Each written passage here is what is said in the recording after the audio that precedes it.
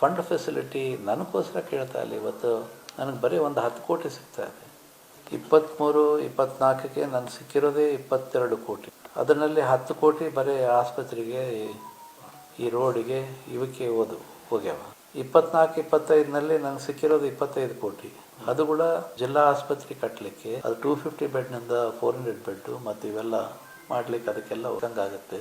ನನಗೂ ನನ್ನ ಕ್ಷೇತ್ರದಲ್ಲಿ ಜನ ನನ್ನ ಕೇಳ್ತಾ ಇದ್ದಾರೆ. ಇವತ್ತು ನಾನು ಆನ್ಸರ್ ಮಾಡೋಕ್ಕಾಗ್ತಾ ಇಲ್ಲ. ಹೀಗಾಗಿ ಬೇರೆ ಕ್ಷೇತ್ರಕ್ಕೆ ವರ್ಷಕ್ಕೆ ಏನಿಲ್ಲ ಅಂದ್ರೆಗಿನ 70-80 ಕೋಟಿ ಸಿಗ್ತಾ ಇದೆ. ನನಗೆ ಅಟ್ಲೀಸ್ಟ್ ಒಂದು 30 ಕೋಟಿನ ಸಿಗಬೇಕಲ್ಲ.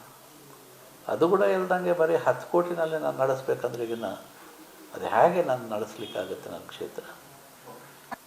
BJP ಸರ್ಕಾರದಲ್ಲಿ ಮಾಜಿ ಶಾಸಕರು ಸಾಕಷ್ಟು ಕೆಲಸ ಮಾಡಿದ್ದಾರೆ. ಅವ್ರು ಮಾಡಿರೋದು ಸ್ವಲ್ಪ ನಡೀತಾ ಇದೆ ಇವಾಗ ತನಕ.